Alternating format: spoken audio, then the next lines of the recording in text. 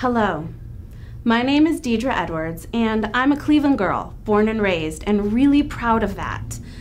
I need your help. Unfortunately, today I need your help in saying enough already to the Cleveland Police Department. It's alleged that the Cleveland Police have been involved in a case of extreme harassment against fellow Clevelanders Jonathan Simcox and Stephen Ondo, who endured a series of hate crimes perpetrated against them by the people who have sworn an oath to protect and serve them. I'm outraged and really heartbroken, and I know that you will be too. And after you hear what I have to say, I would really appreciate it if you would follow the link in the description below so you can read their civil complaint in its entirety for yourselves and see all the details of their nightmare. But here are a couple of the highlights. One night last spring, Jonathan and Stephen were too loud on a walk home after a night out, and they disturbed their neighbor, whom they'd never met before this night.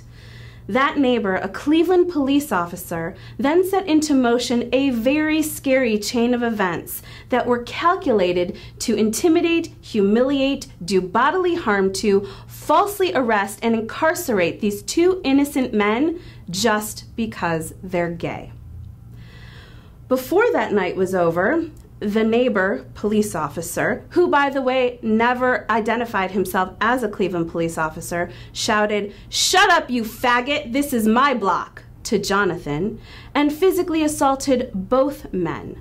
Cut and bloody and bruised, Jonathan and Stephen were arrested and spent 3 days in jail, where curiously no mugshots were taken, and their repeated pleas to have photos taken of their injuries went denied. The charges were dropped, the men were released, and shockingly, this is not the worst of it, not by far.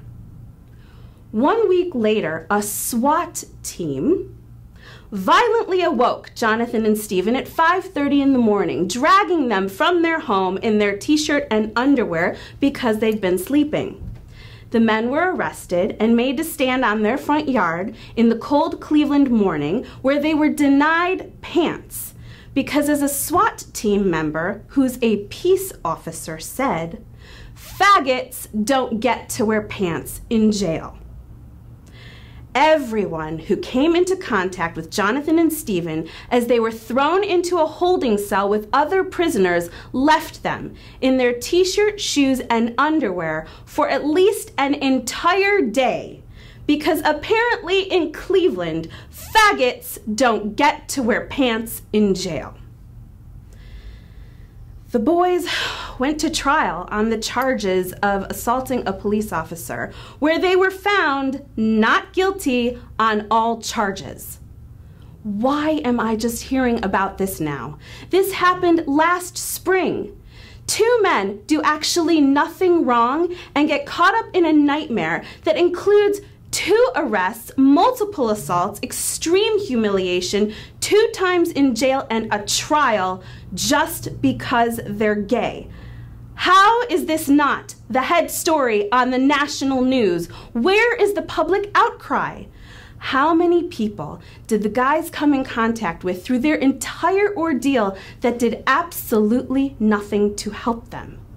Where are the checks and balances?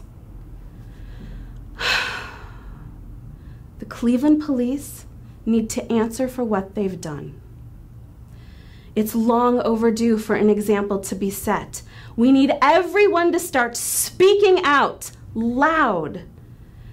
None of us needs to have to be afraid of the people that we are taught to turn to for safety.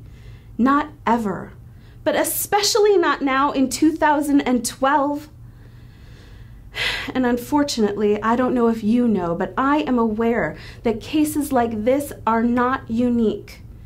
They are happening all the time, all over our country, and it needs to end.